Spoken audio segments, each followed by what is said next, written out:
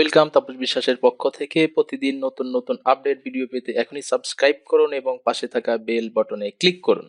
আর যারা already subscribe করেছেন তাদের জানাই আন্তরিক ধন্যবাদ। এই ভিডিও সম্পর্কে কোনো প্রকার প্রশ্ন বা মতামতের জন্য অবশ্যই কমেন্ট করুন। ধন্যবাদ। এখন আমরা যেটা দেখবো সেটা হলো ক্রপ টুল।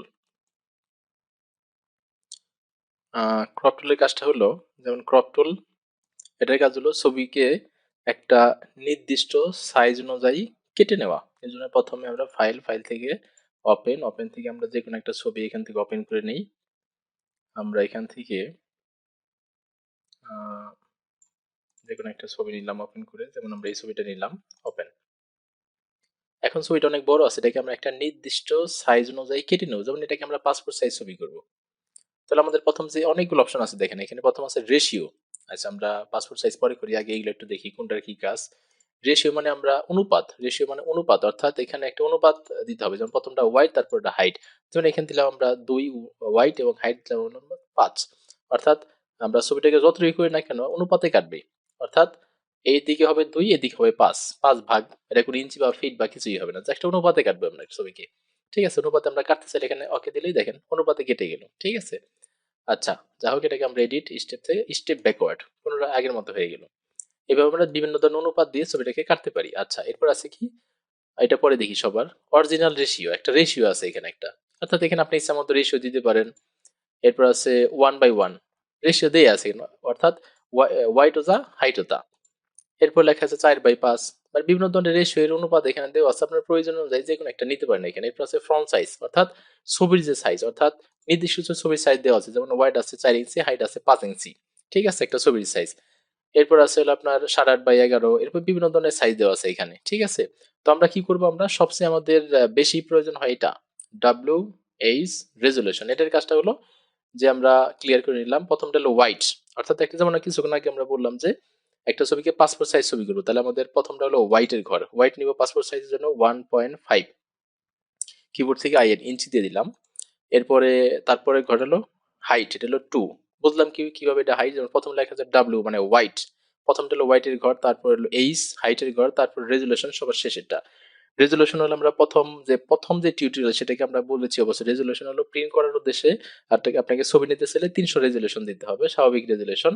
আর যদি আপনার রেজুলেশন, যদি ছবিটাকে আপনাকে ইন্টারনেটের কোনো কাজে ব্যবহারের উদ্দেশ্যে ছবি আপনাকে ক্রপ করতে হয়, সেক্ষেত্রে অবশ্যই স্বাভাবিক রেজুলেশন 72 দিতে হবে। মনে করলাম যেটা প্রিন্ট করবো আমরা। আচ্ছা, ঠিক আছে, তাহলে আমরা প্রিন্ট করার জন্য আমাদের পাসপোর্ট সাইজের ছবির হোয়াইট 1.5 ইঞ্চি, হাইট হলো 2 ইঞ্চি, রেজুলেশন এত, অনেক সময় 1.6 দেওয়া হয়, 1.7 দেওয়া হয়, এটা কোনো ব্যাপার না। আচ্ছা, তাহলে এটাকে আমরা কি করবো, এখন এখানে নিচ থেকে এখানে ধরে এটাকে আমরা ছোট করে দিলাম। আচ্ছা, আমরা normally passport size, system size বলতে মূলত আমরা একটা ছবির একটা নির্দিষ্ট সাইজ থাকে, এবং সাইজ নির্দিষ্ট সাইজে ছবিটা কাটতে হয়, এবং ছবিটা অবশ্যই আমাদের শুধু ফেসটা দেখা যায়, মূলত বুক পর্যন্ত থাকে এটা আমাদের। আমরা দেখেন আমাদের এই ছবিটা কেটে গেল, খুব সুন্দর করে ছবিটা কেটে গেল, বুক পর্যন্ত থাকবে। এবং আমাদের ছবিটা কাটার সময় খেয়াল রাখতে হবে ছবির বাম পাশে এবং ছবির ডান পাশে যেমন সমান পরিমাণ জায়গা থাকে, এবং ছবির উপরে হালকা একটু জায়গা ফাঁকা থাকে। ঠিক আছে, এটা হলো অ্যাপ্রোপ্রিয়েট সাইজ। আপনাদের এরকম হয় যে, যেমন দেখেন আমরা এটাকে এডিট স্টেপ ব্যাকওয়ার্ড, আগের মতো হয়ে গেল। এখন আমরা এটাকে পুনরায় আবার এটাকে সিলেক্ট করলাম, আমরা ভুল করে দিই, দেখেন আমরা এরকম হয়, দেখেন আমাদের এটা কিন্তু অ্যাপ্রোপ্রিয়েট হবে না, অর্থাৎ আমাদের কখনোই এই এত বড় হবে না পাসপোর্ট সাইজ ছবি, অর্থাৎ জাস্ট বুক পর্যন্ত হবে। এটা আপনাকে অবশ্যই খেয়াল রাখতে হবে। এডিট স্টেপ ব্যাকওয়ার্ড, পুনরায় ফিরে গেলাম।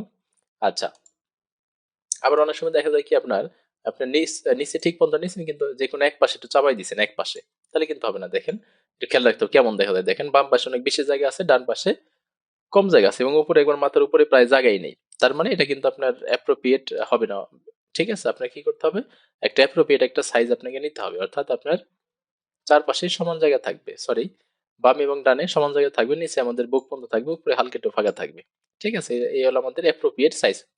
আর আমাদের মাঝখানে আছে কিনা বোঝার জন্য আমাদের দেখেন এই যে এখানে একটা বিন্দুর মতো আছে, এটা অবশ্যই নাক বরাবর থাকবে, তাহলে আমাদের বোঝা যাবে আমাদের ঠিক ছবিটা মাঝখানে আছে। দেখেন অটোমেটিক সুন্দর একটা পাসপোর্ট সাইজ ছবি হয়ে গেল। আচ্ছা, এটাকে কেটে দেই, আমরা অন্য একটা ছবি নেই। আমরা এটাকে অন্য একটা সাইজ করব, যেমন আমরা স্ট্যান্ড সাইজ করতে পারি। ফাইল, ফাইল থেকে ওপেন, এখান থেকে আমরা পিকচার, এখান থেকে অন্য একটা পিকচার নেই এখানে, যেমন আমরা এখান থেকে পিকচার নেই,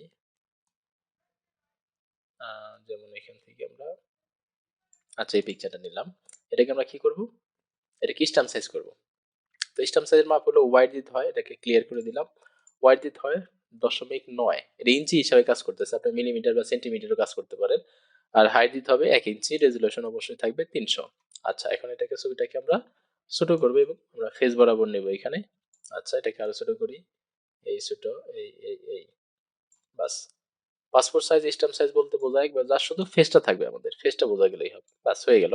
তাহলে দেখেন ছবির ডান পাশে যতটুকু ফাঁকা আছে, ছবির বাম পাশে কিন্তু ততটুকুই ফাঁকা আছে। এখন একটা ওকে দিয়ে দিলাম, দেখেন আমাদের ছবিটা কিন্তু ছোট করে কেটে গেছে। ঠিক আছে, এটা হলো আমাদের স্ট্যাম্প সাইজ ছবি। ঠিক আছে। আচ্ছা, এটাকে আমরা কি করতে পারি, এডিট স্টেপ ব্যাকওয়ার্ড দিলে আবার পূর্বের অবস্থায় ফিরে গেল।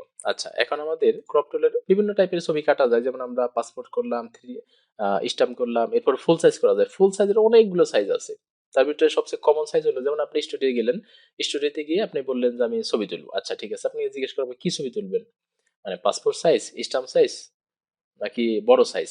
বড় সাইজ বলতে হ্যাঁ, আমাকে ফুল সাইজ ছবি করে দেন। এন্ড ফুল সাইজ তো অনেকগুলো ছবি, অনেকগুলো সাইজ হয় ফুল সাইজে, কিন্তু কমন যে সাইজগুলো যেমন 3R, 4R, এগুলো আমাদের কমন সাইজ, এগুলো সচরাচর মানুষ বেশি করে থাকে।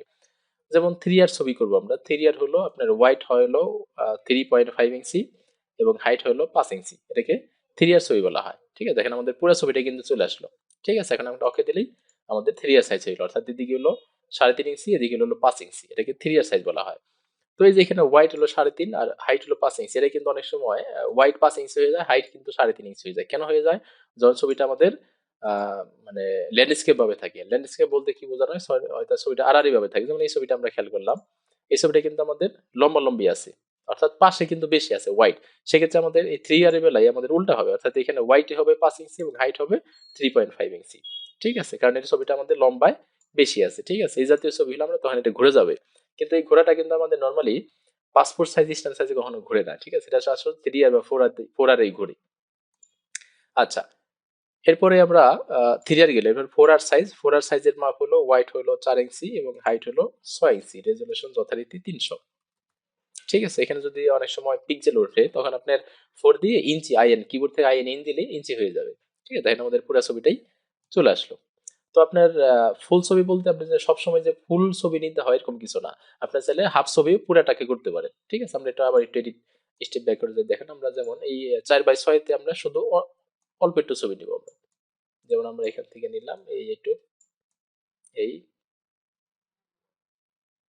আরো ছোট করলাম, যেমন এইটুক ছবিটাকে আমরা 4 ইঞ্চি বাই 6 ইঞ্চি নেবো, হয়ে গেল। দেখেন আমাদের ফুল ছবি বলতে পুরো ছবিটাই যে নিতে হবে এরকম কোনো কথা নেই, অর্থাৎ আমরা এটুক ছবি আমরা এদিকে 4 ইঞ্চি, এদিকে 6 ইঞ্চি করে দিতে পারি। ঠিক আছে, তাহলে আমাদের ক্রপ টুলের কাজ হলো যে কোনো একটা ছবিকে আমরা কি করতে পারি, কাটতে পারি। সেটা হয়তো বা প্রিন্ট করার উদ্দেশ্যে, বা হয়তো আমরা এটাকে কোনো ওয়েবসাইটে প্রকাশ করবো, অর্থাৎ যে কোনো কাজের জন্য ছবিটা কাজ করলাম, কাজের শুরু বা শেষে আমরা কি করতে পারি, একটা নির্দিষ্ট সাইজ অনুযায়ী ছবিটাকে কেটে নিতে পারি। এটাই হলো আমাদের ক্রপ টুল, এবং ক্রপ টুলের উপরে যে অপশনগুলো আছে সেগুলো আমরা দেখলাম। ঠিক আছে, আশা করি এটা আপনারা ভালো মতো বুঝতে পারছেন। ক্রপ টুলটা খুবই অন্যান্য টুলও গুরুত্বপূর্ণ, কিন্তু ক্রপ টুলটা আমাদের খুবই গুরুত্বপূর্ণ একটা টুল। ধন্যবাদ সবাইকে।